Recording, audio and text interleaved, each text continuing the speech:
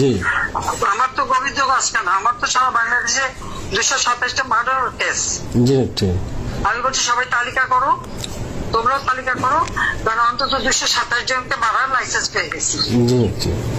সম্প্রতি অনলাইনে ছড়িয়ে পড়া একটি অডিও ক্লিপে শোনা যায় একজন নারী কণ্ঠ বলছেন, আমার বিরুদ্ধে 227টি মামলা হয়েছে, তাই 227 জনকে হত্যার লাইসেন্স পেয়ে গেছি।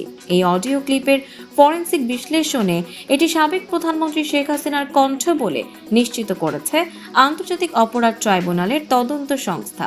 বুধবার বিষয়টি নিশ্চিত করেছেন ট্রাইব্যুনালের চিফ প্রসিকিউটর তাজুল ইসলাম। তিনি জানান, অডিওটির ফরেনসিক পরীক্ষায় কণ্ঠস্বরটি শেখ হাসিনার সঙ্গে মিলে গেছে। এই বক্তব্যের পরিপ্রেক্ষিতে আন্তর্জাতিক অপরাধ ট্রাইব্যুনালের বিচার কাজে হস্তক্ষেপ ও হুমকি দেওয়ার অভিযোগ এনে শেখ হাসিনার বিরুদ্ধে আদালত অবমাননার অভিযোগ দাখিল করা হয়েছে।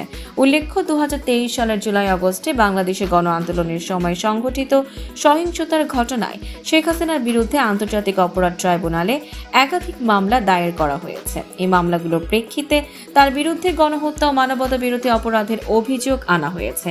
এই অডিও ক্লিপটি সামাজিক যোগাযোগ মাধ্যমে ছড়িয়ে পড়ার পর ব্যাপক বিতর্কের সৃষ্টি হয়েছে। অনেকেই এই বক্তব্যকে বিচারিক প্রক্রিয়ায় হস্তক্ষেপ ও আদালতের প্রতি অবমাননা হিসেবে দেখছেন।